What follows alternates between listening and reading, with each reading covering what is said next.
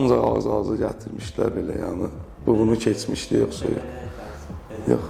Yuxarı çənənin darlığı nəfəs almadan ola bilər. Ağız tənəffüs elədiyimizdə yuxarı çənə başlayır içəriyə doğru darlaşmağa, genişlənir, yanlardan basır olur. Bu 3 il bundan qabaq da kimsə müalicə edibsə, sizə deməli idi ki, bu iş cərrahiyyə ilə yekunlaşmalıdır. Burada başqa variant yoxdur. Baxın, oynaq yerindədir. Oynağında əməlli problem var, əlimi qoyuram biləmə. Mütləq şəkildə ortodontik müalicə ilə müştərək ortodontik cərrahiyyə deyilir, çənə cərrahiyyəsi. Bizim yolumuz ancaq ondandır. Əməliyyat olaraq belə deyim sizə, yuxarı aşağı hər iki çənə də gedəcəkdir. Böyük ehtimalında ondan ötürü rengenlər falan eləmək, hələ ki gözlə gördüyüm, tuta bildiyim. Mən dişləri sıralamalıyam, cərrahiyyəyə hazırlamalıyam, ondan sonra cərrah işini görəcəkdir. Biraz ağırlığı var əməliyyatın, bəli, çünki açıq çənə əməliyyatıdır, istər-istəməz 6 aya tam reabilitasiya müddəti, şişkinlikləri zat. Amma bir aydan sonra artıq qidalanması zat normallaşır.